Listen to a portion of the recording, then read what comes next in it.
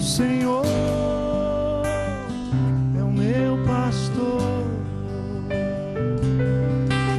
e nada, nada, nada me faltará. Deitar-me faz em verdes pastos e leva-me pra junto das águas tranquilas.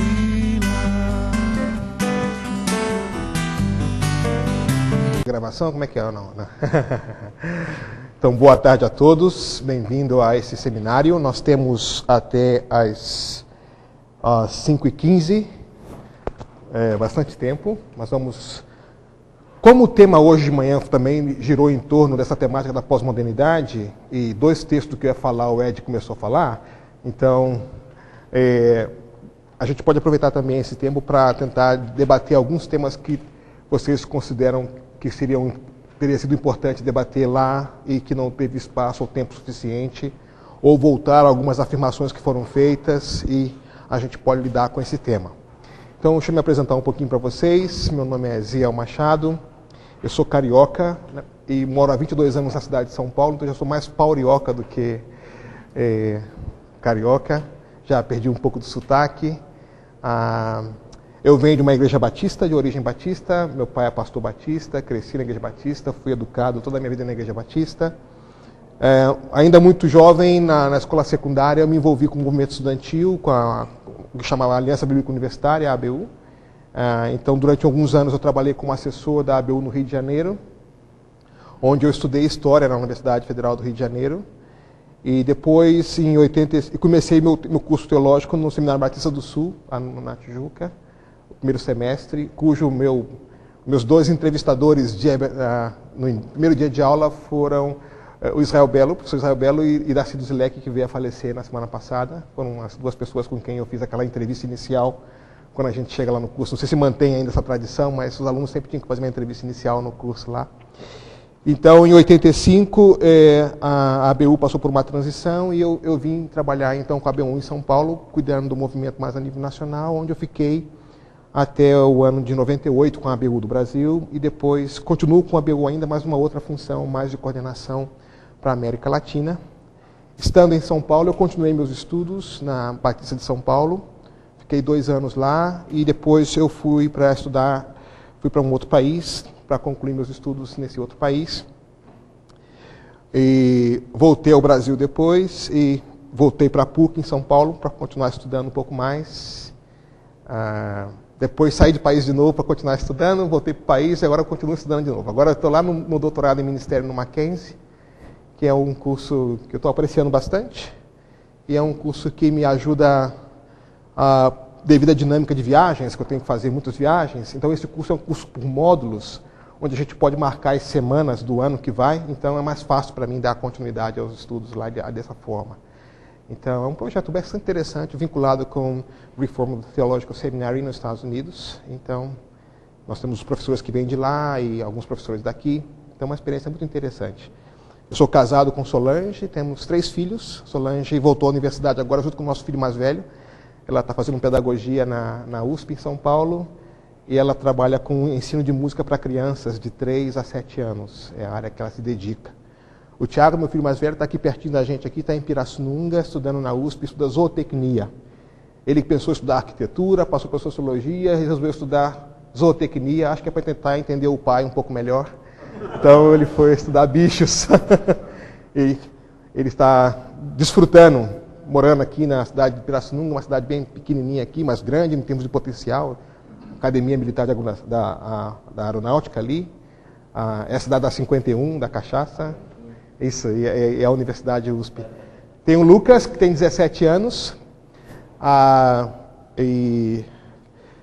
mas na área de exatas, está se preparando para estudar. Ele gosta de cinema e de computação gráfica, vai por aí, cinema, computação gráfica. E tem uma filha pós-moderna de 12 anos, a Sara, que é a filha que me provoca a atualização lá de filosofia, porque ela sempre sai com umas perguntas que são...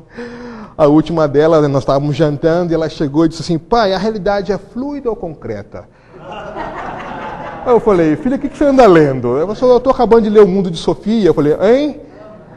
Eu falei: bom, acho que a realidade é um pouco mais fluida, assim, você é meio platônico. Eu falei, ó, minha filha, com 12 anos, o único Platão que eu conhecia era o Platão de comida. Era o meu Platão, o máximo que eu sabia de Platão nessa época era um Platão de comida, né? Mas a Sara, ela é muito provocativa, né? Então, na última EBF da escola, na igreja, a professora de escola dominical ficou horrorizada com ela, porque ela levantou no meio do grupo para fazer perguntas. E ela disse, professora, como é que eu posso me assegurar de que essa Bíblia que nós estamos utilizando é de fato palavra de Deus e que essas pessoas que escreveram aí falaram a verdade, não são pessoas que estão viajando, lunáticas aí, e escrevendo essas bobagens. Aí eu falei, a professora falou assim, tudo bem, Sara, mas você é a filha do pastor, né?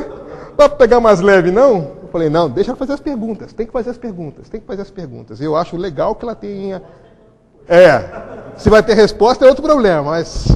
Vamos orar. Vamos orar por ela, né? Ou pelo pai dessa criatura que não dá educação a essa criança, né?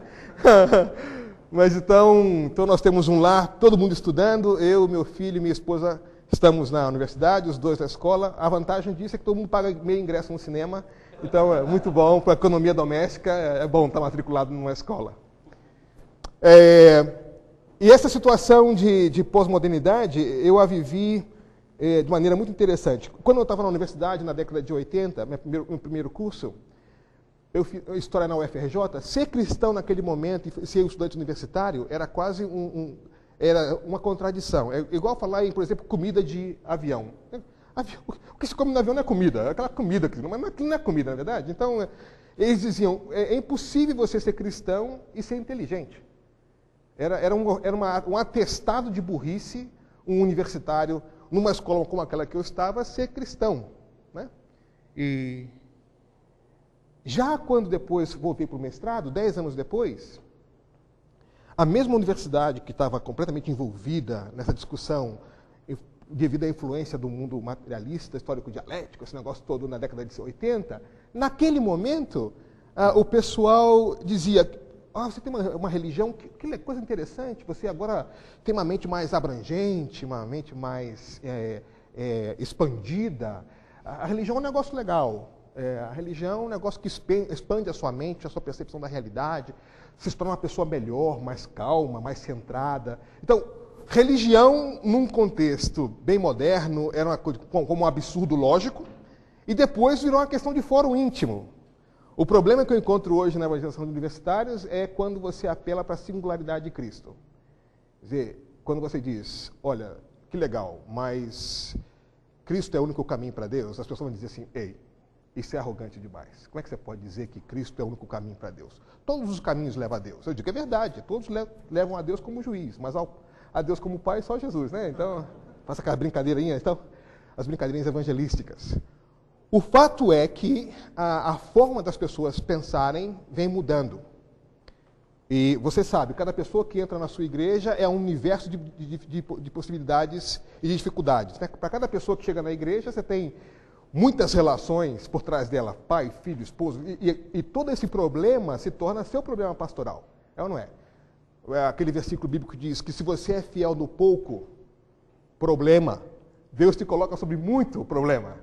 Né? Quer dizer, a igreja que avança cresce em problema. Isso é bom, porque à medida que a luz invade as trevas, os problemas que se revelam nas trevas são bastante complicados. Então, crescer em problema é bom sinal. É igual um hospital. Um hospital se torna um hospital de referência na cidade, porque aquela equipe médica daquele hospital é capaz de tratar de situações cada vez mais complicadas. E quanto maior for a complicação que aquela equipe médica intervém, a sua fama, a sua reputação na cidade se torna importante. E eu diria assim também que a igreja é assim. À medida que a igreja vai avançando em missão e lidando com as situações que vão se apresentando, nós vamos perceber que os problemas que nós temos hoje são menores do que nós tínhamos ontem, mas são maiores do que nós tínhamos ontem, mas é menor do que vem amanhã. Mas a graça de Deus também superabunda onde há o pecado, não é verdade? Então, eu diria que concordando com o que foi dito hoje, que a igreja é um organismo vivo, portanto, o organismo vivo não tem respostas previsíveis. Ou o leque de respostas previsíveis é muito grande. Mas a igreja que avança no reino cresce em problema. E crescer em problema, nesse tipo de problema, é um bom sinal. É um sinal de que Deus está dizendo assim, ontem vocês foram fiéis em trabalhar com essa quantidade de problemas, hoje eu estou lhe dando mais problema para você também ser fiel nessa maior dificuldade. Porque à medida que o evangelho vai avançando, os conflitos vão avançando também. Então, só para dar uma palavra de ânimo para vocês, né? Igreja boa é uma igreja que cresce em problema. Então, saiam com essa bênção. Então, nós vamos falar o tema hoje sobre a questão da pós-modernidade. Eu vou tentar fazer o seguinte roteiro com vocês. Eu vou tentar descrever um pouco o conceito, vou pegar um pouco do que o Ed trabalhou e ampliar um pouquinho mais algumas coisas que talvez pelo tempo ele não pôde abordar, mas vou tentar abordar aqui. Entender um pouquinho mais essa questão da transição da modernidade para a pós-modernidade, que desafios essa transição apresenta para a gente. A questão da transcendência, que continua sendo uma questão importante tanto na modernidade como na pós-modernidade, é um dos vínculos, uma das coisas que permanecem, e alguns desafios para a igreja e para o ministério da igreja, tá bom? Essas são algumas coisas que quero. Se desse tempo, acho que não vai dar tempo, eu queria trabalhar com vocês um trabalho mais teológico, mais exegético, naquilo que eu ameacei hoje de manhã trabalhar, que é essa experiência de Jesus à mesa. Como a mesa se torna um ponto de referência para a hospitalidade. E como a hospitalidade é um valor, um princípio fundamental para uma geração pós-moderna. Em todas as épocas foi, mas sobretudo para uma geração que busca a comunidade com todas as suas ânsias. Busca pertencer a um lugar, e ser parte de algo. Então a hospitalidade se torna importante nesse aspecto. Isso. Muito bem, então vamos trabalhar, primeiro essa questão da dificuldade de definir pós-modernidade. Alguns creem que a pós-modernidade é um processo de reencantamento do mundo. Ou seja, associando a modernidade ao mundo científico, ao iluminismo científico, onde Deus foi banido da história e a razão se tornou a senhora da história, daí você tem a hipertrofia da razão, que é o tal do racionalismo. Não é que na pós-modernidade não se usa razão. Na pós-modernidade, a razão é chamada à humildade. Ela é chamada a perder essa ideologia de que a razão dá conta de todas as respostas. Então, no processo da modernidade, a razão, ela toma ela vai avançando para aquilo que a gente chama de racionalismo. E esse ismo aqui é que é o problema, né? Ou seja, na modernidade, com o método científico, o método empírico, se estabelece que o padrão de compreensão da verdade só se dá por meio da razão. Que tudo aquilo que a razão desconhece não existe, não é verdade. Então você tem o método científico, você tem todo o processo da iluminação, como é que chama isso? Iluminação? Não, enlightenment, como é que chama isso? Iluminismo. Você tem o processo do iluminismo, você tem todo esse processo que vai se expandindo. E aí, na pós-modernidade, a crítica pós-moderna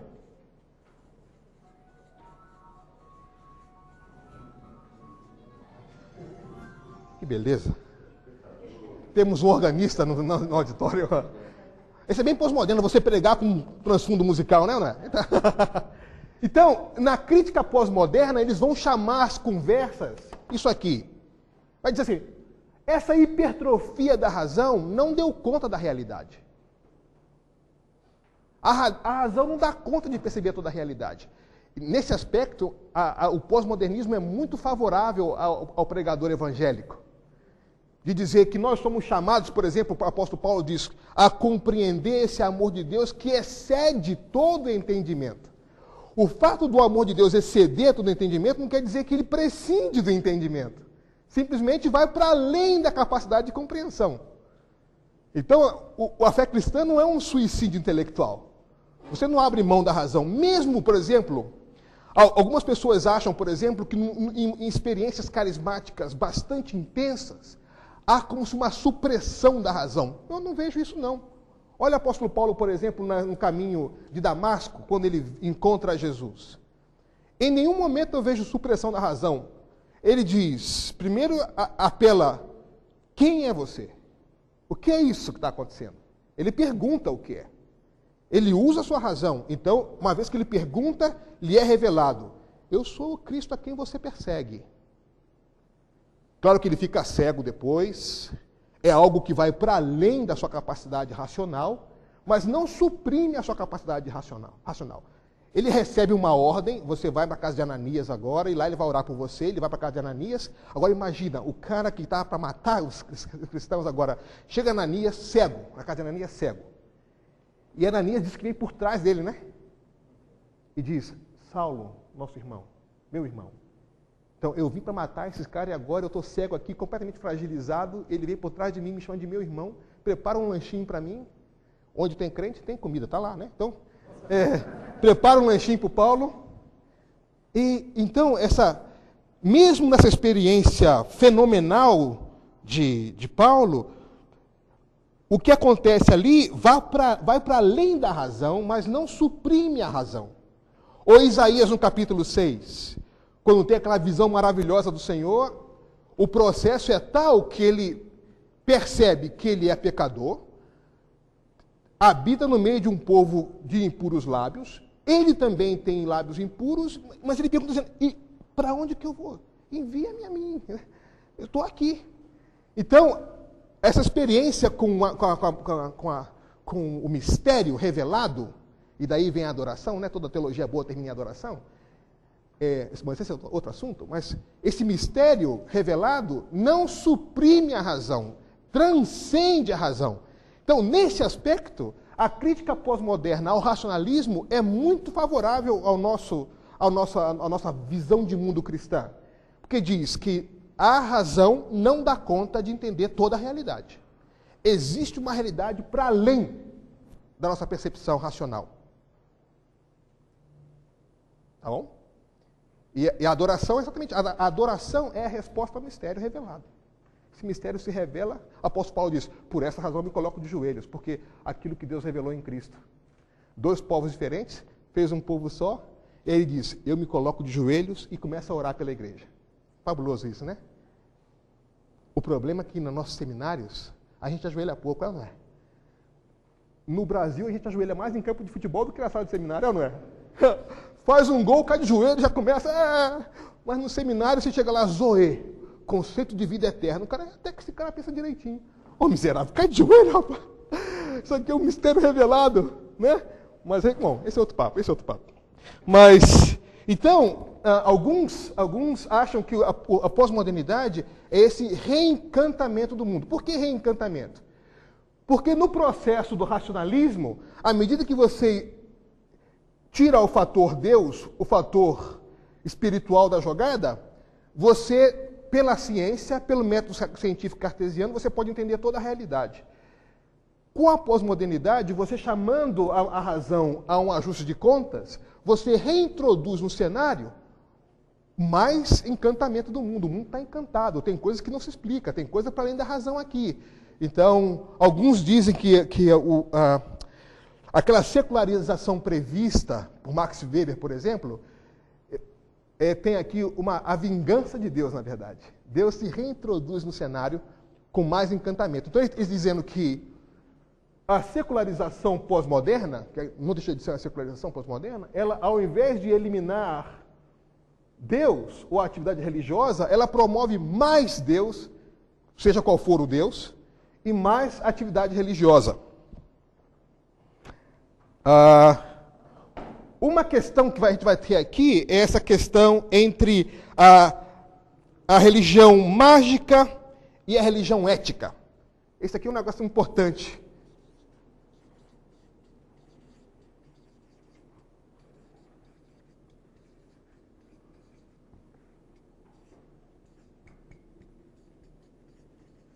Então, se o mundo pós-moderno abre espaço para mais religião, sentimento religioso, que tipo de religião nasce?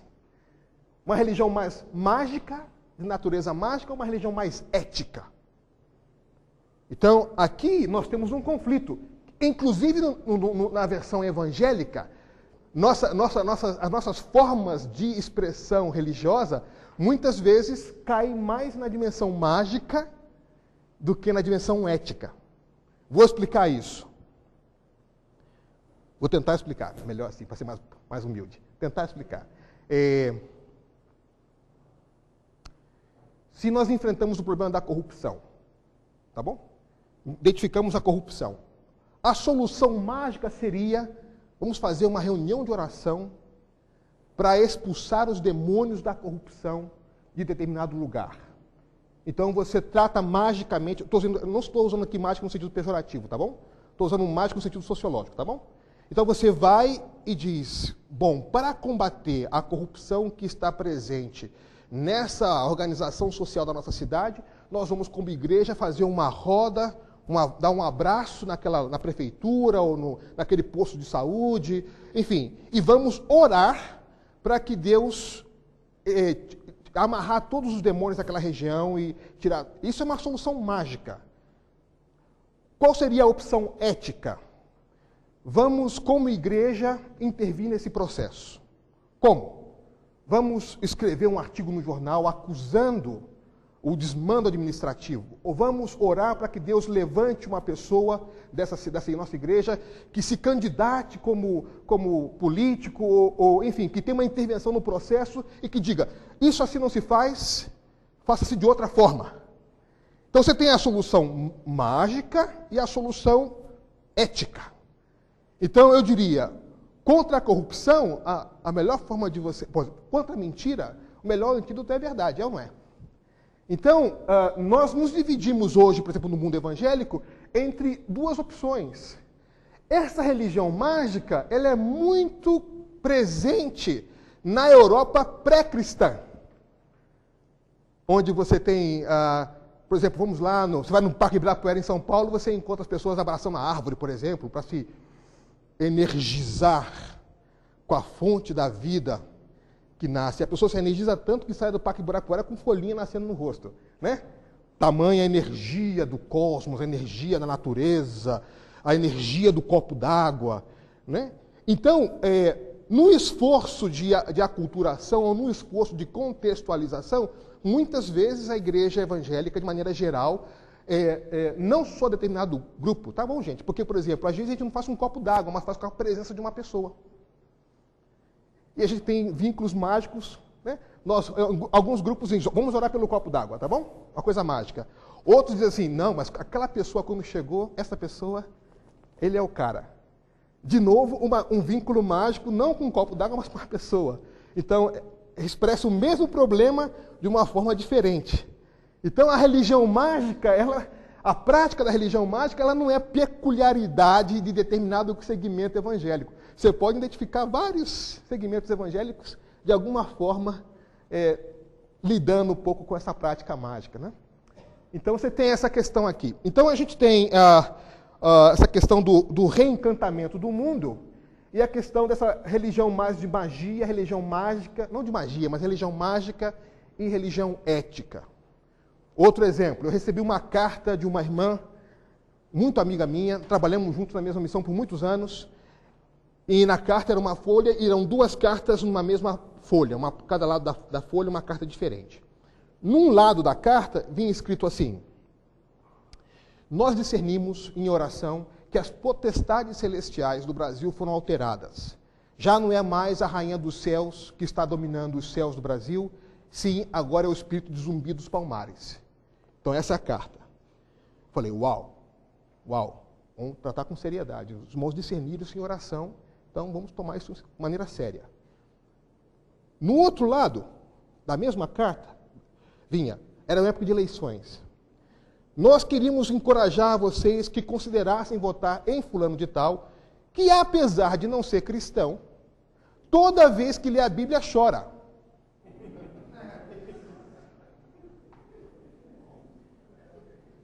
E para aqueles que estão nessa dimensão da vida há mais tempo, sabem que essa pessoa que foi sugerida era uma pessoa que esteve envolvida no passado com sistemas políticos opressivos bem sérios. É minha irmã que enviou para mim essa carta. Então, vou levar a sério também isso aqui. A pergunta é, como é que se consegue discernir aquilo que não se vê e não consegue usar o mesmo discernimento para aquilo que se vê?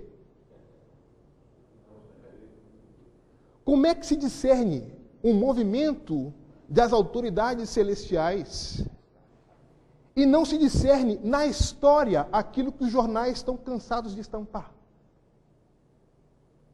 Percebe aqui o conflito? entre essa questão da religião mágica e a religião ética. Pessoas muito bem intencionadas, que tomaram um tempo para escrever esse negócio, oraram, são pessoas piedosas, não é gente que está passeando na igreja, não, é gente séria, que jejua, que ora, que se esforça, que põe dinheiro do bolso, que faz o que for necessário para fazer aquilo que crê que é a vontade de Deus. Mas no mesmo pedaço de papel me colocou diante de um conflito. Como se discerne algo que não se vê e como não se discerne aquilo que se vê. Então, essa tensão entre a religião de magia, ou mágica, e a religião ética, que esse processo pós-moderno, isso não estou falando dos outros, estou falando só da igreja, estou falando da gente, de nós mesmos, para não falar dos outros, dos nossos problemas pastorais, né? E aí, em função dessas compreensões, se mobiliza o povo da igreja, se mobiliza recursos, se cria um montão de eventos, se faz um montão de coisa. E aí você pode distrair o povo, ao invés de focar o povo na missão. E aí depois, quando o resultado não vem como as pessoas esperavam, bom, você sabe a frustração de lidar com um negócio desse? É complicado, é complicado. Quer dizer, a seriedade... Se alguém diz para mim assim, ô meu irmão, eu não sei dirigir não. Eu falo assim, ok, como você foi verdadeiro comigo, toma a chave do meu carro. A gente não faz um negócio desse, né? Verdade? A sinceridade não o capacita para dirigir meu carro. Então, às vezes é muita sinceridade, mas a gente sinceramente também se equivoca, não é? Então, muito bem. Aí você tem outros autores como Lyotard, que acha que a pós-modernidade é mais uma condição histórica. Então a gente tem, no Brasil, na América Latina, eu diria, nós temos as três realidades convivendo simultaneamente. Você tem situações pré-modernas, por exemplo, nesse momento que a gente está conversando aqui, sendo gravado, tem pessoas conectadas na internet, a coisa mais pós-moderna possível, e tem pessoas nesse momento morrendo, por exemplo, de disenteria, morrendo, por exemplo, de pneumonia, morrendo, por exemplo, de falta de comida, que é a coisa mais pré-moderna que isso. Então, a gente convive numa realidade, a gente não está estanque numa situação de dizer, agora a pós-modernidade é o que forma a cabeça das pessoas. Devagar. Na igreja você vai ter o seu jovem universitário que vem de um ambiente pós-moderno, você vai ter o povo trabalhando na fábrica com a cabeça mais moderna possível, e você vai ter gente do lado da igreja morrendo de disenteria, morrendo por doenças que já foram erradicadas, já deviam ser erradicadas, ou doenças que já tinham sido erradicadas e que voltaram à ativa por falta de higiene, por falta de coisas assim, né? Enfim. Então, a nossa realidade não é estanque. Então, qual a implicação disso? Quando a gente monta uma estratégia ministerial, uma estratégia de ação pastoral da igreja, a gente não pode considerar só, agora somos pós-modernos. Se a gente fizer um desenho, um planejamento só pensando em pós-modernidade, a gente vai errar o alvo. Porque a nossa realidade, ela é simultaneamente composta de situações pré-moderna, pós-moderna, amoderna, sem moderna nenhuma. É essa anarquia que a vida é, não é? Então, o Ed apresentou hoje a modernidade, ele colocou em um tripé, eu colocaria um quarto elemento. O Ed fez assim, hoje ele falou sobre a modernidade.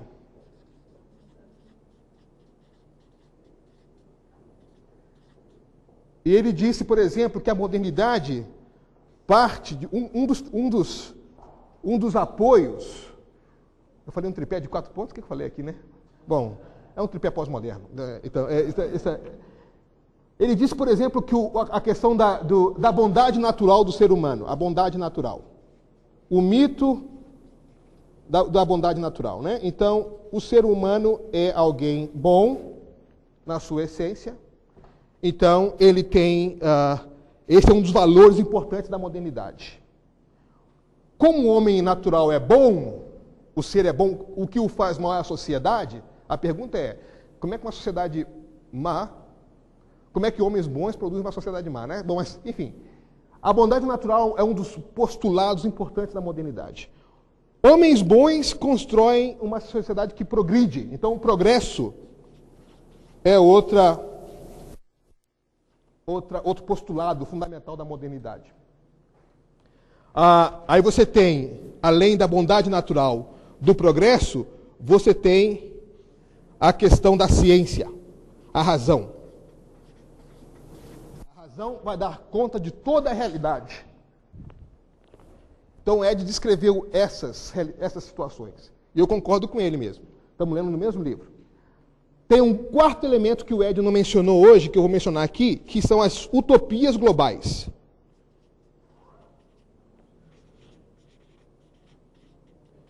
O que quer dizer por utopia global?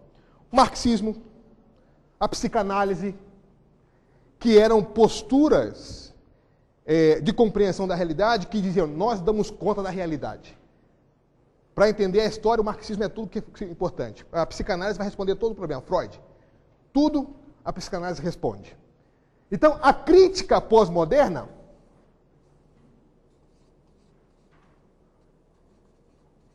vai colocar em tela de juízo cada um desses pressupostos. Tá bom? Então, por exemplo, Jean-Jacques Rousseau diz, o homem é bom. O homem é bom. Então, o problema ficou na pós-modernidade. Como é que homens bons criam uma sociedade ruim? Se o homem é bom, por que a sociedade é como é? O século XX foi o século das guerras. Nunca houve na história da humanidade tantas guerras como no século XX.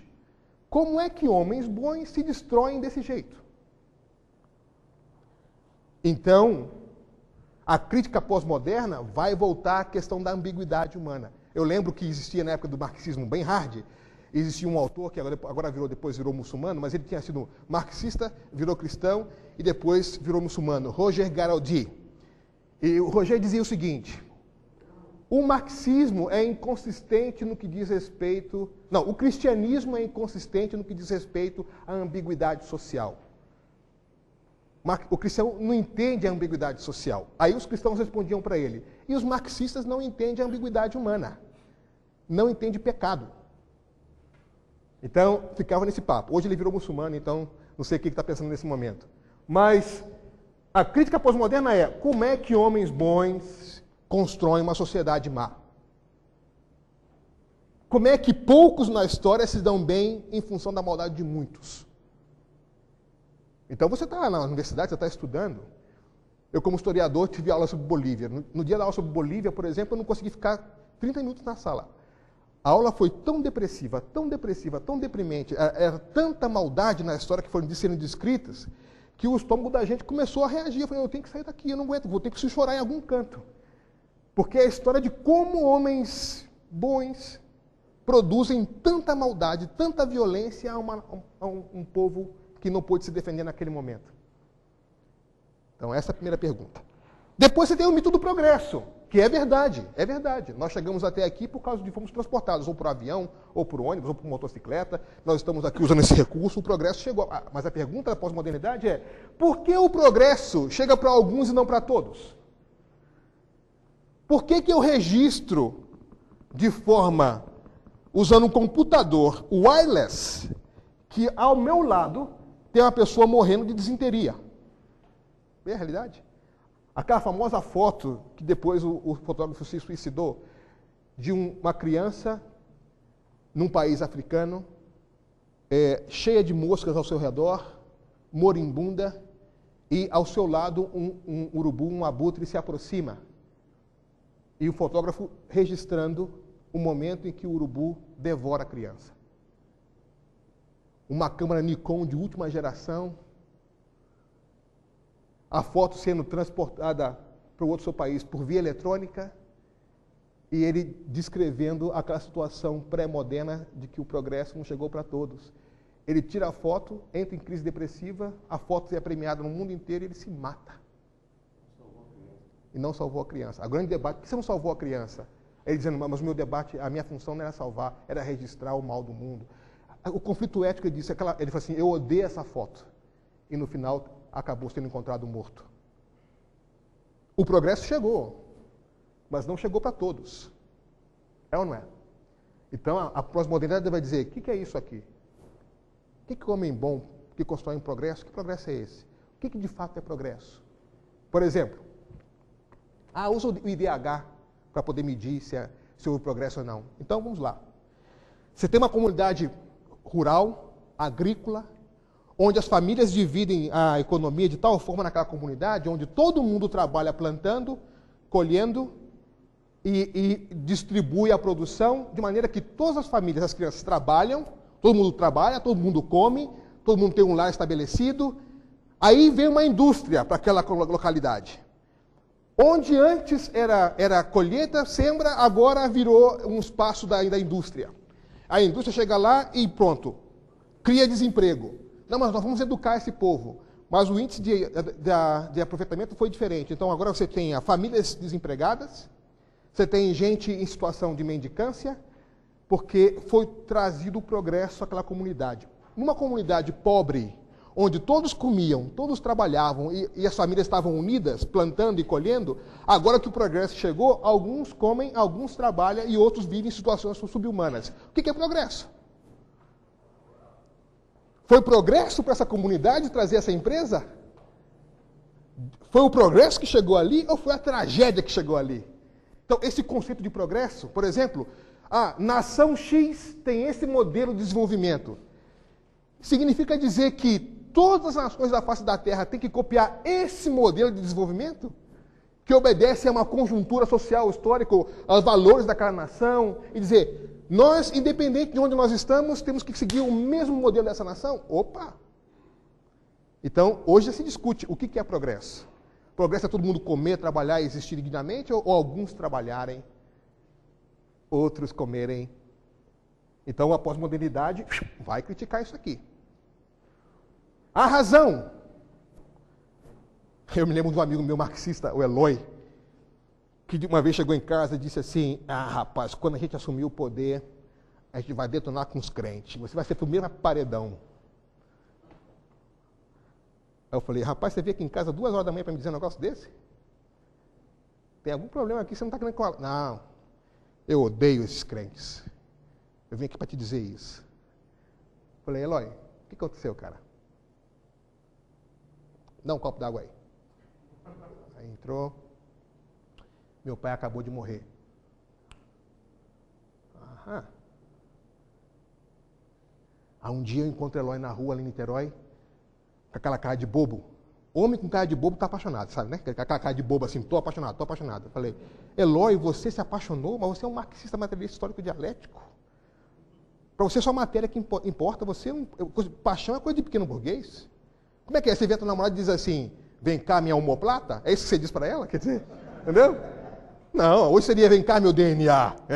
Não, imagina. Ele diz, realmente a questão das ambiguidades. O fato é que a razão não dá conta da existência. A existência é muito mais ampla. Então, os homens, mesmo com cabeção igual o girino, cabeção desse tamanho, rabinho pequenininho, continuam se perguntando de onde eu vim, para onde eu vou, qual o valor da vida. Sartre que disse, né? A questão filosófica mais séria é se a vida vale a pena ou não ser vivida. Essa é a questão. Então, e continua vigente. Eu trouxe aqui, eu não sei como reproduzir, mas eu trouxe o último CD da Paula Toller, do Kid Abelha.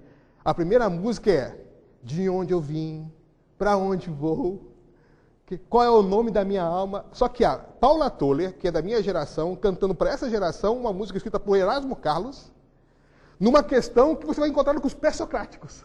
Está lá, a questão da transcendência. Quem eu sou? Essa é a pergunta. A razão e o método científico respondem a perguntas de método, mas não perguntas de sentido. A razão vai dizer assim, como é que eu fiz essa cadeira aqui? O processo para chegar a essa cadeira aqui. Então a ciência responde questões de método. As questões de sentido não dá conta. Para onde eu vim, de onde eu vim, para onde eu vou, qual o valor da minha existência, o que eu sou como pessoa, as questões de sentido, a ciência não responde. A ciência se propõe a responder questões de processo, método. Então continua aberto. Então o pessoal diz, se a razão científica, iluminista, cartesiana, só responde às questões de método, eu ainda continuo sentindo a agonia das perguntas de sentido. De onde eu vim e para onde eu vou? Isso é uma brecha para a gente, de novo. Isso é um apoio para aqueles que têm uma cosmovisão cristã da vida, de interagir e entrar nesse debate. Nesse debate. Porque, sob sentido da vida, é o que nós somos o tempo todo instruídos a compartilhar, não é? Então, o mito do progresso, o mito da ciência e o mito das utopias globais. As utopias globais diziam que a ciência, seja ela a psicanálise, seja ela o marxismo histórico dialético, dariam conta de explicar toda a humanidade. E em 89, com a queda do Muro de Berlim, pumba! Já se foi a utopia global. É interessante eu entrar na universidade depois de 89, ver meus mestres, todos como barata tonta batendo cabeça. Tudo que nós acreditamos na vida e que alguns dos nossos companheiros morreram pagando por essa causa, não sabemos mais o que fazer depois da queda do Muro de Berlim. Caiu. Tanto é que alguns consideram 1989 como sendo a inauguração da pós-modernidade. Quando aquele postulado representado no Muro de Berlim vem abaixo.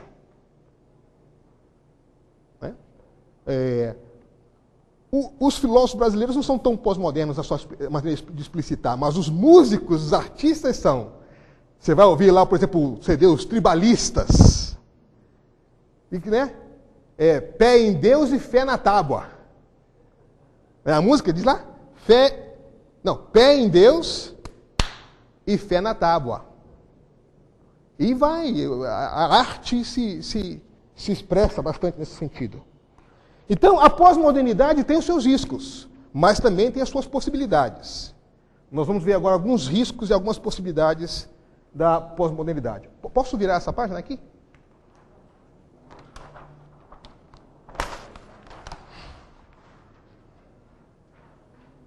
Então, qual é um dos riscos da pós-modernidade? A modernidade é o período da segurança. Nós sabemos. Vem a pós-modernidade e diz, nós não sabemos como achávamos que sabíamos. Então, o risco é sempre de um retrocesso. Quer dizer, você chega diante de uma situação que você desconhece, a sua tendência natural é voltar para aquilo que você conhece. Só que o relógio na história não anda para trás. Então, o risco disso são coisas como, por exemplo, a Al-Qaeda, por exemplo. Um fundamentalismo estreito, onde os caras, por internet, mandam jogar bomba nos Estados Unidos, está entendendo? Quer dizer, é uma perspectiva fundamentalista, usando o máximo da tecnologia para destruir a vida. Essa é uma expressão de fundamentalismo. Ou você chega, por exemplo, no Hyde Park, em Londres, vê aquelas limousines pretas parando, aí sai um sheik, as mulheres tudo usando burca, é tudo esposa dele, mas chega de limousine. No último limousine, com celular de última geração e com 15 mulheres atrás, de burcas, como esposa daquele sheik. Está entendendo?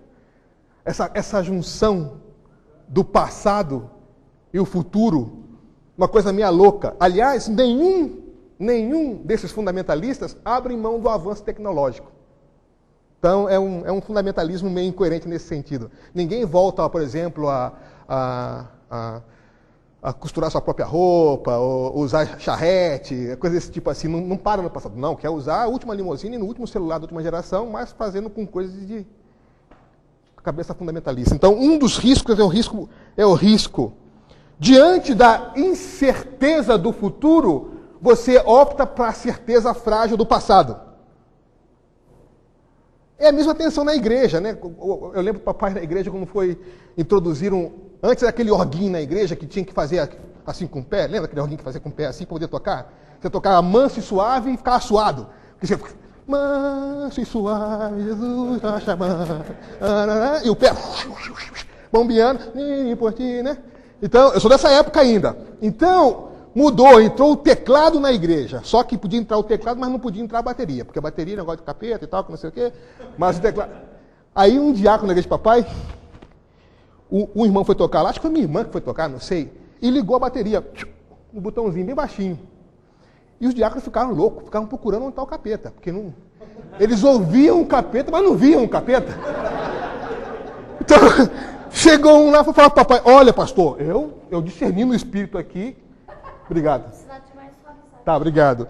Eu discerni aqui no espírito, porque hoje o inimigo esteve aqui. Eu ouvi, mas não ouvi. O papai falou assim, essa é a única igreja batista onde o diabo entra pro botão. Você aperta assim, ele começa a funcionar. Você aperta e ele para de funcionar. Ia ser muito fácil assim, né? Off no diabo aqui, on no diabo aqui. Né? Eu acho que Deus faz isso lá, mas tudo bem, essa é outra questão. Diante, então, das incertezas do futuro, a tendência é esse recuo às certezas do passado. Mas a certeza do passado não significa perfeição. Então, esse recuo é um recuo significativo. Outro desafio é que essas transições de períodos, né, de um lado ao outro, é marcado por muitas dúvidas, por muita... Quer dizer, é a realidade da gelatina. As coisas, aquilo que parecia ser estabelecido fica meio na insegurança. Então, esse é um desafio também. Bom, antes de entrar na outra parte dos valores, eu queria só retomar essa parte com vocês aqui. Ficou claro para vocês como é que dá essa questão da passagem de um lado para outro? Ou seja, certezas de uma forma de pensar agora são colocados em tela de juízo por uma outra forma de pensar. Então, aquilo que se cria como sendo verdadeiro, a própria história se encarregou de mostrar que não é suficiente. As promessas que uma forma de pensar fazia, elas estavam atrofiadas, hiperinflacionadas. Se prometeu muito mais com a modernidade do que o que se pôde cumprir de fato. Então, o cinismo pós-moderno é um resultado não que a pessoa é uma pessoa chata. Não, é a frustração de ver que aquilo que foi prometido não foi cumprido. Então, isso para a gente sempre apresenta possibilidades e apresenta desafios também. Tá bom? O pessoal que escreveu aí sobre essa transição, aí, algum aporte que queira fazer, os que estudaram sobre esse assunto, no que diz respeito a essa transição de modernidade para pós-modernidade, quem de vocês já leu ou escreveu alguma coisa, querem aportar alguma coisa? Sim, irmão. Pastor Zé, você fez a abordagem desses 4 pontos aí da mensagem que mostra o cinismo pós-moderno. Dentro dessa abordagem, você pode falar para a gente onde que a própria figura do pós-moderno se torna cínico com relação à igreja?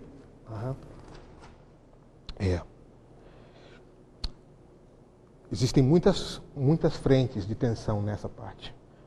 Por exemplo, o perigo sempre da igreja é abraçar o mundo, tomar a forma do mundo. E muitas vezes, para você ir mais rápido na correnteza, você larga o seu corpo, não oferece nenhuma resistência e deixa o corpo ir na correnteza, não é? Então, o chamado da igreja é nunca se adequar ao mundo, tomar a forma do mundo, seja ele moderno, pós-moderno, pré-moderno. O nosso chamado é sempre ir na contracorrente do mundo, não é? Então, muitas vezes, a igreja, no rio da modernidade, nadou de braçada. Não só se deixou levar, como acelerou o processo nadando de braçada. E aí, foi o abraço do jacaré. Então, por exemplo, algumas hermenêuticas que foram feitas, por exemplo, e aí boa parte da crítica à hermenêutica bíblica, às vezes, vem desse cinismo de que a igreja, a maneira como tratou o bíblico, a Bíblia é o seguinte, a Bíblia não tem erro. Eu sei, a Bíblia não tem, mas quem lê tem. Mas eu transfiro essa inerrância da Escritura para a minha abordagem sobre a Escritura. E associo a isso o critério de autoridade. E aí eu cometo aquilo que a gente chama de abuso espiritual. Então, muitas vezes, a forma como nós nos portamos indicou uma perfeita sintonia com a correnteza da nossa época, e nós não somente deixamos o corpo ir, mas nadamos, acelerando esses processos. Então, por exemplo, na questão relacional, por exemplo, nós nos confessamos trinitários, professamos uma fé trinitária, mas na nossa dinâmica comunitária, a trindade é um detalhe periférico, onde nós encorajamos mais o evento do que a relação. Quer ver um exemplo disso? Um irmão desafinado que quer participar da equipe de louvor. Aí você diz, irmão, sinto muito. Não, mas eu gostaria de expressar o meu louvor na equipe. Mas o irmão canta um pouquinho assim, Mas aí a questão qual é? A questão é a eficiência ou a relação? Quem disse que um irmão desafinado não pode adorar o Senhor no meio da sua desafinação? Mas nós privilegiamos a eficiência. Imagina, por exemplo, se meu filho chega em casa às 7h45, eu digo, sinto muito, meu filho, o jantar nessa casa é 6h30. Você sabe que o jantar é 6h30, o nosso padrão de eficiência familiar é 6h30. E se você não obedeceu esse nosso compromisso familiar, você não tem jantar hoje aqui. Jeito nenhum. Se ele chegou às 7h45 e não tem comida, a gente vai fazer. E se não tem, vai arrumar na vizinha. Vizinha, tem sobrou da janta aí? Porque a relação na família não é pelo vínculo da eficácia, nem da eficiência. A relação na família é pelo vínculo do compromisso. Então, como pai, eu tenho que providenciar para o meu filho a refeição. Porque por alguma razão ele se atrasou. O importante é alimentá-lo e acolhê-lo na minha casa.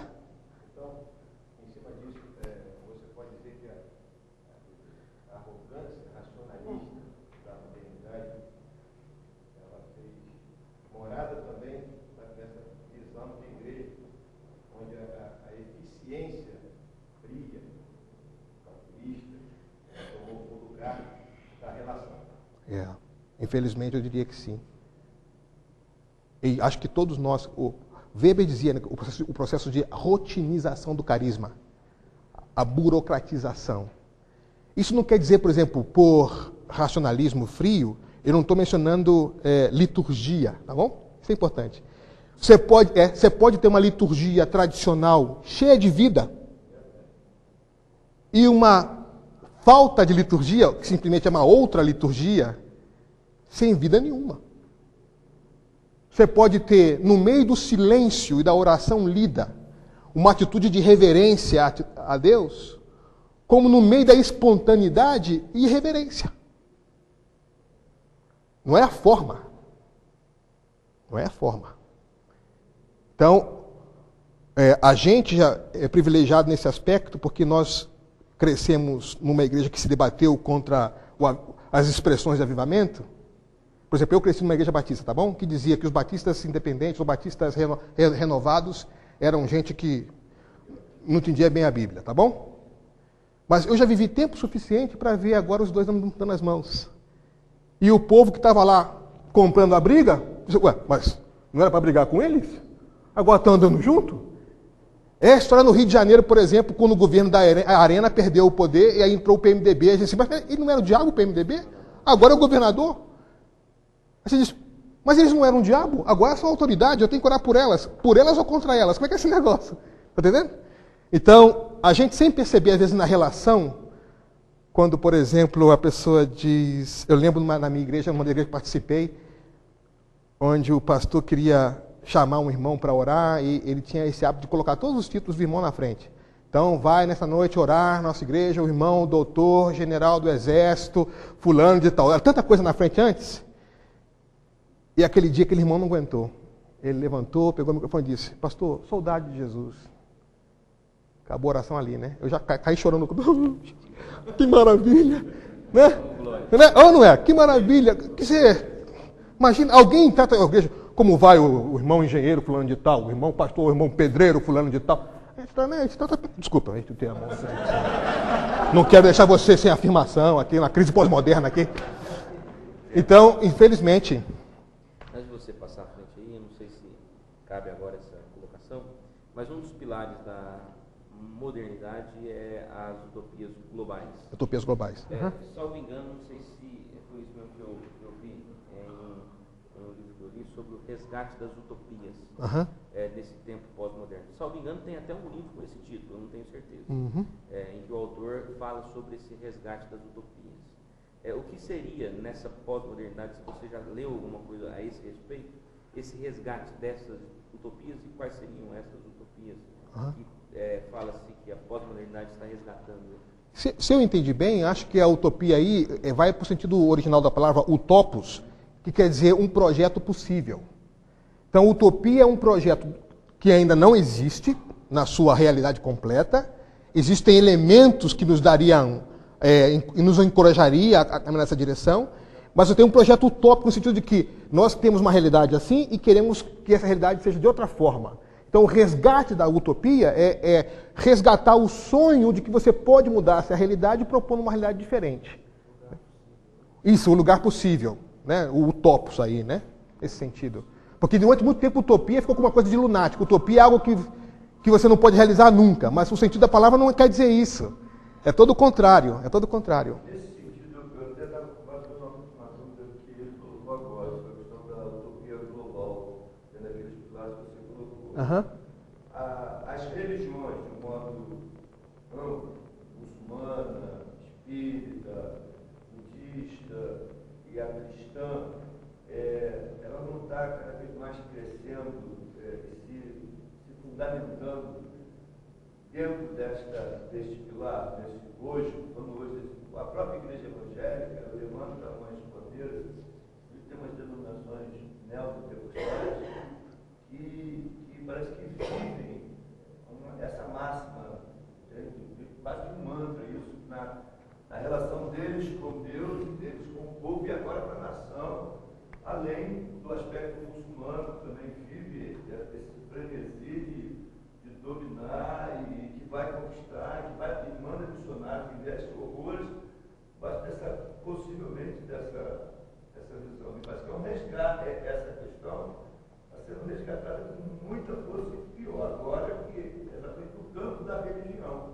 E se o mundo pós-moderno ele vai ter uma expressão forte no aspecto da religião, pode estar havendo um resgate do global para massificar o custo. Certo. Como o senhor vê essa questão? Então, eu diria que o grande projeto utópico da fé cristã é o reino de Deus, né? Esse é o grande projeto, o reino de Deus. E nós já estamos, e ainda não, aquela atenção, né? Atenção do reino de Deus, que é o grande projeto, o reino, a nova Jerusalém que vem do céu para a terra, e o reino de Deus que é inaugurado com Jesus, e nós somos chamados a abraçar esse projeto do reino de Deus. Então esse projeto aqui aponta, essa utopia aponta para um alvo, né? O reino de Deus. É para lá que a gente caminha. Nós não chegamos lá ainda na plenitude, mas nós vamos em direção ao novo céu, à nova terra, que ainda não existe, mas já existe o novo cidadão desse novo céu, dessa nova terra, que é a nova criatura que nós somos. Então nós somos hoje, na história, o testemunho daquela realidade que será plena em Cristo, né? Que Cristo vai trazer para nós. Então esse é um projeto. O que há um pouco nessa questão, que eu ia fazer essa transição agora, é que no projeto pós-moderno, o eu ganha uma preeminência muito grande. Então, muitas igrejas preocupadas com o reino de Deus, e aqui não estou mencionando nenhuma denominação, mas muitas igrejas preocupadas com o reino de Deus, crê que deve focar a sua mensagem e toda a sua tarefa nas necessidades humanas. Então, quanto mais capaz eu for de atender bem as pessoas, no sentido de responder às suas necessidades, o risco de eu mudar o foco da minha mensagem, da minha prática missional, do reino de Deus para a pessoa, é muito forte. Então, eu acabo tratando os irmãos como clientes. O tema do sermão agora é em função do que as pessoas querem ouvir, no tempo que elas querem ouvir, e eu centro tudo aquilo que eu quero fazer na necessidade do meu cliente. É uma lógica boa, lógica de mercado, mas só que no reino você é convidado para entrar no reino. Traga as suas necessidades, traga o que você quer, mas vamos encontrar o rei. Então, um dos perigos é que, às vezes, a gente pode mudar o foco. Em vez de ser reino de Deus, é o reino do eu. Nós somos uma igreja que não ora mais Maranata. Histórica e neopentecostais, as duas. Há muito tempo que a gente não canta, por exemplo, Maranata, a gente ora Maranata. Quantas vezes que a gente prega sobre... A gente anseia a volta de Cristo? De verdade? Quer dizer, a gente diz assim, Jesus pode voltar, volta, mas não volta tão rápido não, que eu quero desfrutar um pouquinho da minha prosperidade. É ou não é? É ou não é? É isso, eu digo assim, Senhor, volta, mas não tão rápido. Deixa eu desfrutar um pouquinho. Então a gente não ora mais Maranata. Porque orar para o reino de Deus vir significa relativizar o meu projeto. Quando eu digo venha o teu reino, significa que o teu reino é absoluto. Tudo mais é relativo. Meu sonho, meu projeto, tudo é relativo. Porque o Senhor, vem Jesus, Maranata. A igreja primitiva tinha essa ideia muito presente da volta iminente de Jesus. Daí ser despojado, não se apegar às coisas, caminhar muito mais leve. Era pelo Jesus ou livrar as perseguições? Pois, então, boa pergunta, né? Mas essa disposição de não tratar com Maranata, não adorar com Maranata, vem Senhor,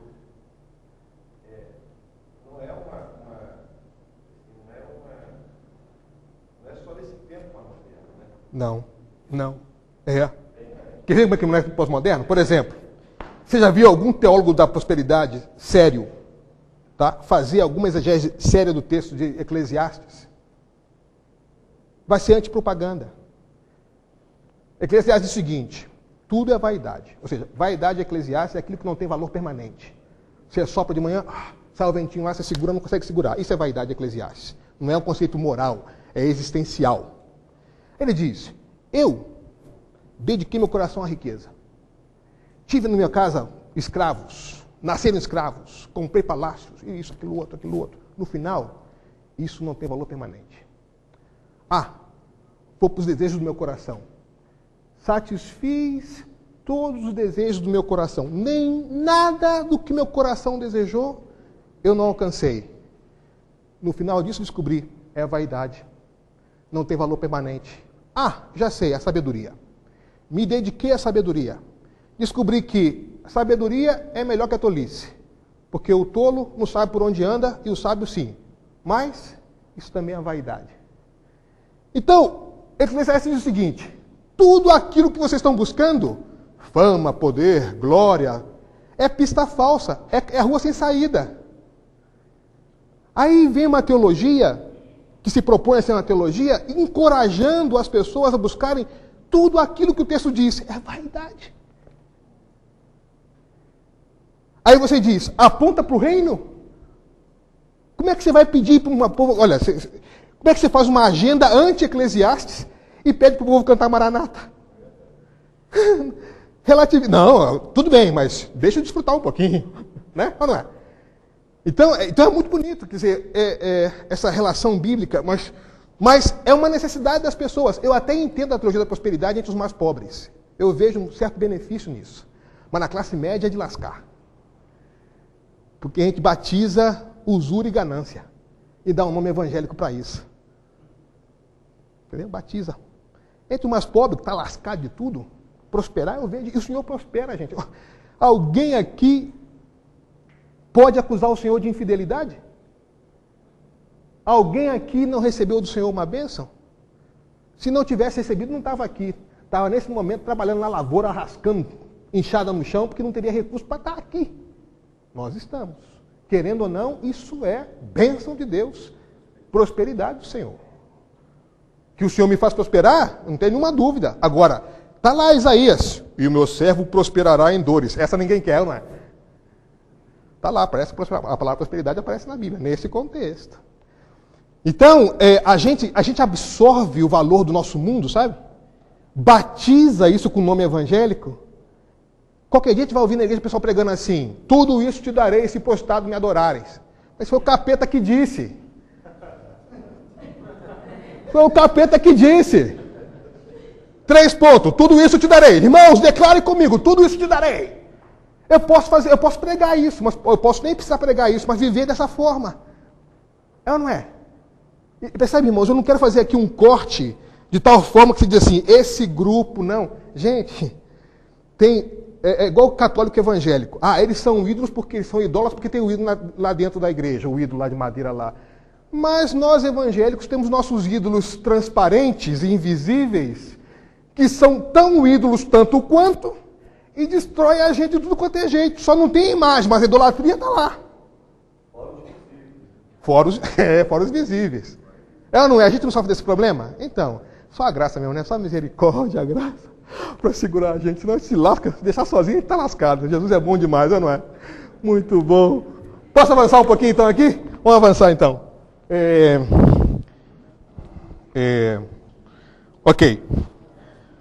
Olha, alguns valores, então, que essa crítica pós-moderna, valores de forma de pensar, que o seu jovem, quando chegar na sua igreja agora, as pessoas que são mais influenciadas por essa fonte, você vai deparar com essa situação lá. Por exemplo, a negação da verdade objetiva, por exemplo. Já não existe mais metanarrativa. Verdade é um negócio, é a questão de fórum íntimo. É bom para você, é bom para mim, estando bom para ambas as partes.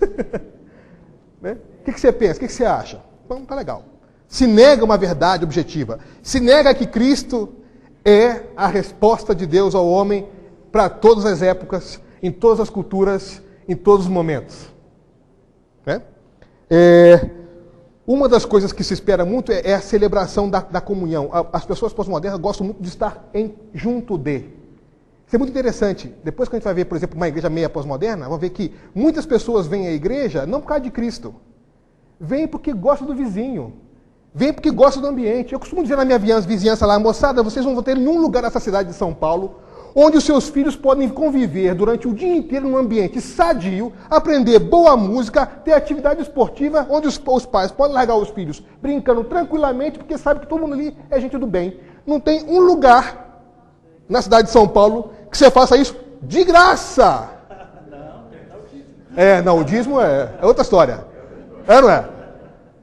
Eu falei, mesmo que eu não fosse crente, na igreja eu aprendi teatro, jogral, música, estímulo cultural, a criança aprende a ler, se diverte, tem os acampamentos, o ambiente é ótimo. Então tem muita gente que vem para a igreja por causa das conexões. E Jesus também transforma turista em discípulo, então não tem importância, deixa o cara vir, tá entendendo?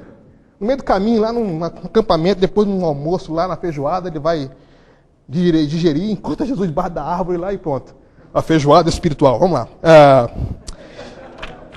Outra coisa que continua forte é a busca pela transcendência. E aqui, eu vou dar um pulo porque a gente só tem 15 minutos. Não, eu vou voltar à transcendência. Vou voltar à transcendência. Deixa eu só fazer aqui um quadrozinho para a gente poder comparar aqui uma coisa impressionante aqui.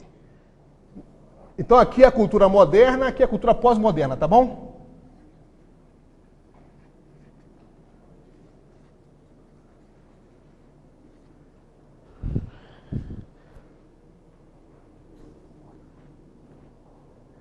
Na cultura pós-moderna, na cultura moderna, obrigado, o foco aqui é o eu, o tal do self, a supremacia do homem.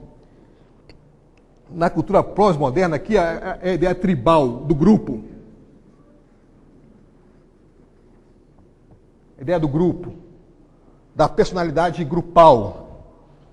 Aqui você tem uma verdade, um conceito de verdade secular. Aqui você vai ter o conceito de preferência. Ou seja, aqui existe uma verdade ao qual você adere ou você conhece. Aqui é o que você quer, é o cliente que vai no supermercado e escolhe o que ele quer lá.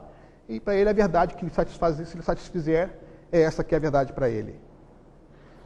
Aqui você tem a descoberta de critério científico. Aqui você tem a realidade virtual.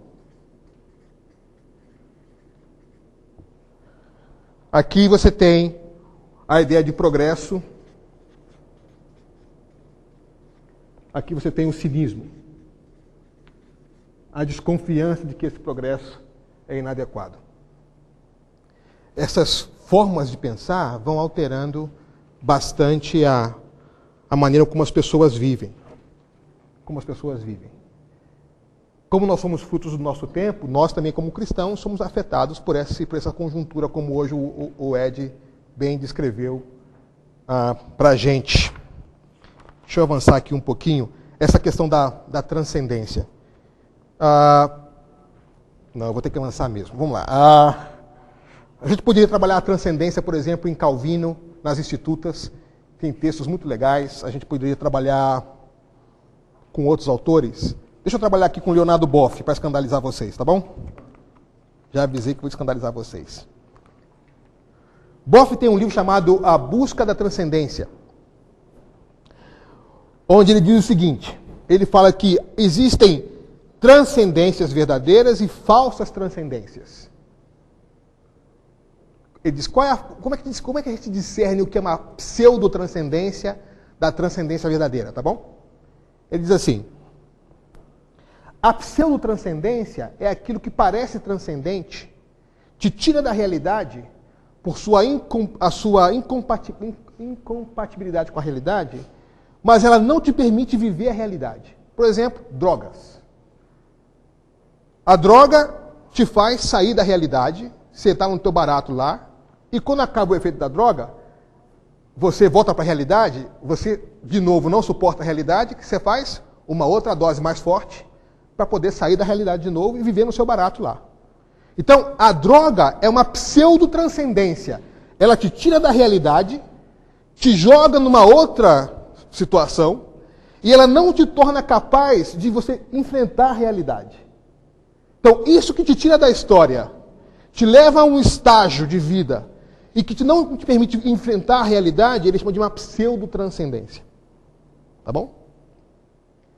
O que seria uma boa transcendência? Que ele vai dizer que é o termo transdescendência. A experiência cristã com Cristo. O Evangelho nos leva a uma situação onde ele não nos tira da história. Ele nos mete na história, capacitando-nos para viver a história. Então, aquele que antes não conseguia viver a realidade por causa das drogas, agora em Cristo, livre das drogas, tem uma relação com essa transcendência e enfrenta a realidade, a dureza da vida, a dificuldade das relações familiares, o pai ausente ou o pai abusador, a mãe manipuladora, o conflito com o irmão, ou a experiência de droga. Enfim, o Evangelho, por meio do poder do Evangelho, transforma a vida da pessoa, que ela encara a realidade, vive a realidade. Então, Boff vai dizer que no caso nosso não é transcendência, é transdescendência, é o Cristo que desceu. É a quinose de Filipenses 2. Lembra? Quinose? Aquele que sendo Deus, antes se humilhou e habitou entre nós? Pois é. Agora, o problema é que tanto a droga ou algumas formas de compreender o Evangelho podem se tornar falsas transcendências. Onde percepções equivocadas do Evangelho tira a pessoa da história e faz com que a pessoa viva num estado de loucura, de maneira que ela não viva a realidade. Eu acho que, em parte, a hiperatividade da igreja faz isso. É o pai que tem muito problema com o filho. Eu falei, claro, você vem para a igreja segunda, terça, quarta, quinta, sexta, mas, rapaz, vai cuidar do seu filho. Lutero que dizia, o culto começa na segunda. Ele dizia, a gente tem muito tempo na igreja, eu tenho que viver no mundo. Então, como é que a fé cristã me capacita? Meus alunos do seminário, pois é, professor, estando aqui no seminário há muito tempo e discutindo essas profundidades das revelações de Cristo na teologia reformada, nós vemos que, sinceramente, eu tenho muita dificuldade agora de conversar com a minha esposa, porque ela não entende esse processo, porque a teologia me levou a um outro nível de percepção da realidade. Eu digo assim, miserável. Se a tua teologia não te fez melhor pai, melhor esposo, você não entendeu nada. Miserável, diplomado, homens que és. Se a tua teologia não te fez melhor amigo, você não entendeu nada. Mas o senhor, a culpa aí não estaria no corpo sem dúvida. A culpa está em alguém. E Jesus levou na cruz, graças a Deus por isso. Mas, ô graça, ô graça. Claro. Rapaz, a teologia se faz de joelho, rapaz. Não tem outro jeito de fazer teologia. Esse negócio de fazer teologia com uma cara de arrogância. Você já viu o diploma salvar alguém? Você leva para o hospital o teu diploma de teologia para passar nos doentes, vai passar o diploma em cima do cara. Esteja curado. Pega o diploma, bota no diploma. Aconselha aí, diploma. Prega diploma. Você já viu alguém fazer isso? Qualquer dia vai ter, né? O diploma ungido e tal. Mas não, moçada, não tem esse negócio não. Se a tua teologia não te fez melhor pai, melhor esposo, melhor cidadão, melhor amigo, você não entendeu nada. Não entendeu nada. Se você não faz teologia de joelho, você não entendeu nada. Aí começa aquele negócio o peito que vai inchando, o público está ficando distante. No meu caso, o peito inchou, depois a arrogância desceu, ficou aqui. Aí eu vejo agora a minha arrogância. Isso aqui é o fruto do meu pecado, da minha arrogância. Isso. Essa ideia da transcendência. Você gostou, né? Esse negócio é legal. Eu vou continuar. Então, ele diz, a boa transcendência é aquela que nos permite encarar a realidade e transformar a realidade que a gente vive. A falsa transcendência, a pseudo-transcendência, nos tira da realidade. Agora, a gente tem que ser honesto e admitir que muitas formas de culto cristão é uma pseudo-transcendência. Porque, e aí Marx tinha razão, nesse caso, a religião é o ópio do povo. E é mesmo. E é mesmo. Não só ele como Nietzsche. Deus está morto mesmo. Esse Deus, expresso pela igreja, está completamente morto. Agora o Senhor Yahweh, que disse, Shema Israel Adonai Elohim Adonai Had, esse está vivo, meu compadre. Agora esse que está aí nessa coisa de doido aí, está morto mesmo. Está mortinho, assim, pode enterrar. É ou não é? Então, agora, qual é a parte perniciosa da falsa transcendência? A transcendência nos permite trabalhar com a estrutura do desejo humano. E aí a gente manipula. Aí a festa, o cara entra louco na igreja 286, sai Pentium. Sai louco com upgrade, sai doidaço. O cara sai doidaço da igreja, é ou não é? Alienadaço, é ou não é? Porque a gente confunde a realidade parcial com a realidade total. Vive a ilusão do fetiche, a ilusão da idolatria, a ilusão do endeusamento, e a gente manipula o desejo humano. E nós somos basicamente desejo. É ou não é? Aí eu pego o desejo humano, jogo na minha mão e faço aquela doideira. Então a igreja, que seria uma agência de cura e restauração, enfermiza as pessoas. Aí é só misericórdia de Jesus. Sempre só misericórdia. Mas nesse caso, mais misericórdia ainda precisa. Agora, e quando a gente vê esse problema, o problema não é deles não, o problema é nosso, porque nós somos povo de Cristo. É a nossa igreja. O Estevão está preso e a Sônia também está presa, mas não é problema deles, é problema nosso.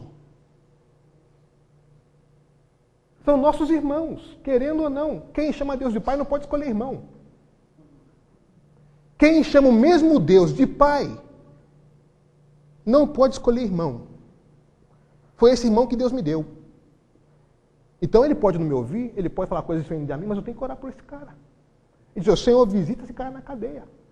Transforma esse cara lá. Tem milhões de pessoas que ouvem ele. Se ele for transformado nesse negócio, imagina. Até agora a gente viu o impacto que ele pode fazer.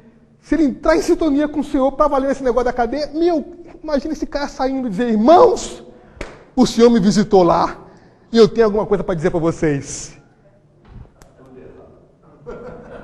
Ou uma parte, pelo menos.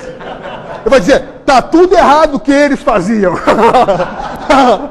Tem aquela piadinha do cara que era muito safado, o cara é um cabra safado. E aí o pastor falou assim, vou fazer um sermão para esse cara hoje aqui. Aí pregou o sermão para o cara, terminou o culto. E aí, meu irmão, o que você achou do sermão? Pastor, eles precisavam ver isso. O cara não entendeu nada, né? Chegou no culto à noite, vou repetir o sermão. E aí, meu irmão, o que você achou? Pastor, que bom que o senhor repetiu. Eles precisavam ver isso. Aí chegou na quarta-feira, choveu para chuchu, só ele cara na igreja, pastor. Ah, não tem jeito hoje. Hoje ele vai ter que ouvir essa mensagem. Chegou e... E aí, meu irmão, o que você achou? Pastor, pena que eles não vieram para ouvir isso. O cara nunca encaixava, nunca era com ele, não é? Ô, caba difícil. Mas o lance é esse, o lance é que a gente tem que parar com esse negócio de nós e eles e nós, dizer assim, esses caras chamam o mesmo Deus de Senhor. Eles atribuem ao mesmo Cristo a sua salvação, são meus irmãos. Eles podem estar equivocados naquilo, eu estou equivocado em outro. Tem que orar por esses caras. Senhor, dá graça para eles, dá graça para mim também. para que o nosso amor cresça e a igreja seja santificada? Porque é o mesmo Senhor que eles chamam de Pai. Então é muito simples dizer ele, nós e eles. A gente pode ter discordâncias fundamentais. Paulo e Pedro, por favor. Pedro disse, não é, o irmão Paulo escreve um negócio complicado. A gente pode dizer, o irmão Estevão fez um negócio complicado, mas, Senhor, eu quero orar por esse cara. Orar por ele para que o Senhor o visite, a ele visite a mim também, e dê graça tanto a ele a mim, misericórdia a ele a mim, para que a gente cresça junto, porque é a tua igreja que está em questão. Quem ama o noivo não pode adiar a noiva, ou não é? E se ele chama o mesmo Deus de Pai, eu não posso escolher irmão. Mas esse negócio de dizer assim, ó, ele sim, nós não, a gente está contaminado com a lógica do poder na cabeça aqui, não entendemos nada também, não entendemos nada. Então, o tempo acabou. Deixa eu só, eu tenho mais 3 minutinhos aqui, deixa eu só passar aqui 2 coisas para vocês. Qual o desafio para a igreja para lidar numa geração pós-moderna, tá bom? Alguns desafios para a igreja numa geração pós-moderna. Eu diria, uma das grandes fomes é de comunidade. Então, nós devemos pensar como cristãos, como a nossa confissão de uma fé trinitária se relaciona com a nossa vivência como comunidade. Ou seja, de que maneira a nossa confissão de fé em Cristo, Pai, Filho, Espírito Santo, Deus, Pai, Filho e Espírito Santo, interfere na maneira como nós vivemos comunitariamente na igreja.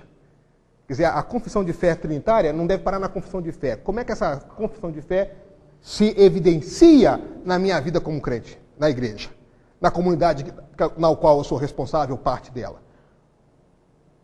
Como é que Jesus restaura em nós a possibilidade de comunhão com Ele, com o Pai, com o Espírito e com o próximo?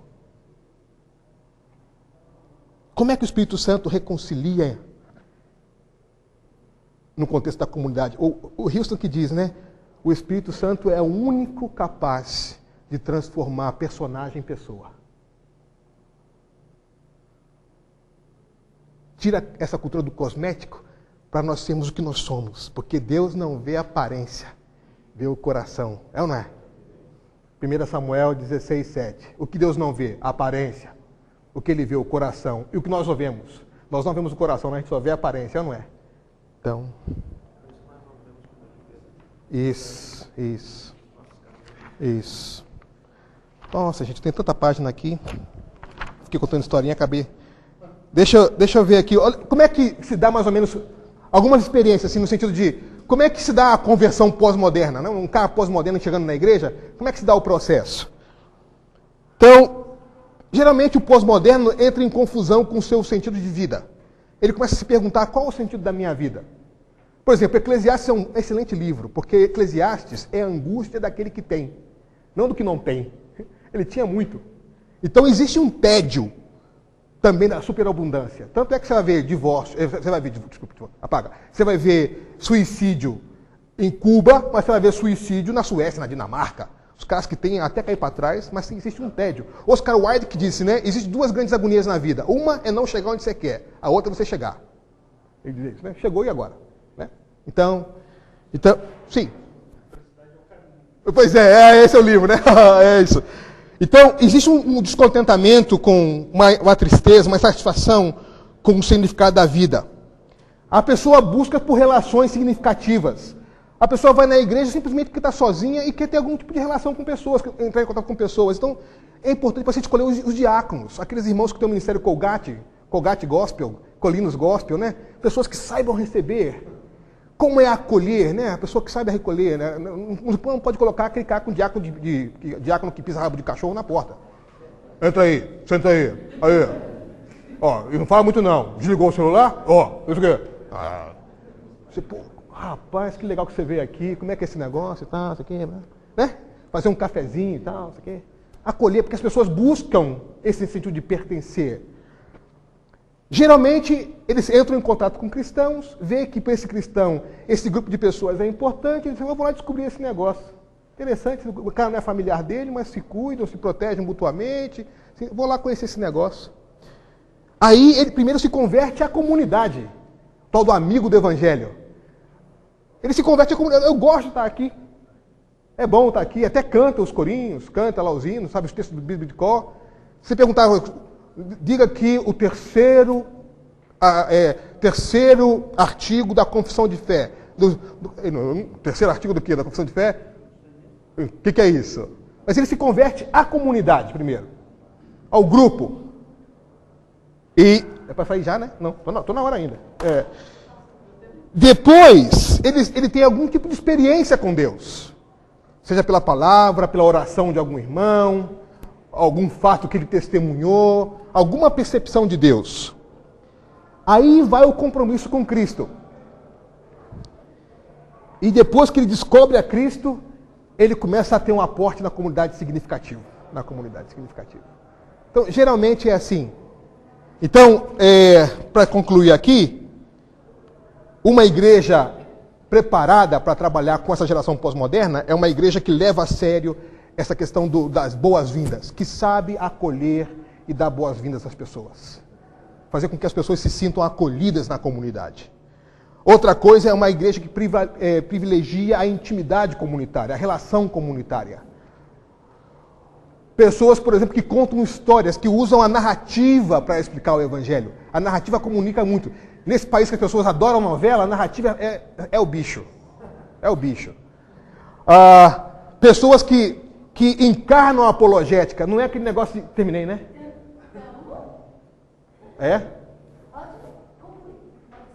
Tá. Vou concluir. Tem que obedecer. Apologética. Resistir a irmã... Não, não é isso. Vamos então, a apologética que seja encarnacional, ou seja, a gente é amigo e eu te explico gradualmente as coisas, mas você pode ver na minha vida aquilo que eu estou dizendo para você. E eu mostro para você um interesse genuíno por você como pessoa, e não simplesmente o desejo de convencer você e ganhar a discussão.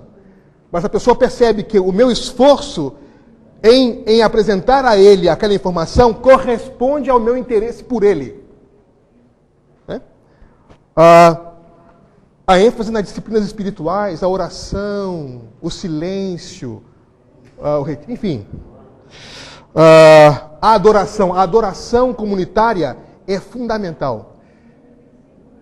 Agora, gente, a adoração comunitária é que seja adoração, não manipulação comunitária, tá bom? Esse negócio de dizer assim, agora olha para o seu irmão, repete comigo, dá 3 pulinhos, vira para o lado. Deixa eu adorar, rapaz. Você faz o seu serviço aí, deixa eu fazer meu serviço aqui. Entendeu? É isso. Agora, olha para o seu irmão que você nunca viu, olha no olho dele e diz para ele isso aqui. Que eu nunca vi esse cara. Que negócio é esse? Pô, muito prazer. É a única coisa que eu consigo dizer para ele, né? O ensino interativo ajuda bastante. Depois tem mais bobagem. Você pode ler nos livros depois. Isso aí termina. Pessoal, obrigado. Desculpa o atraso. Pode tomar café. Tá bom. Olha só.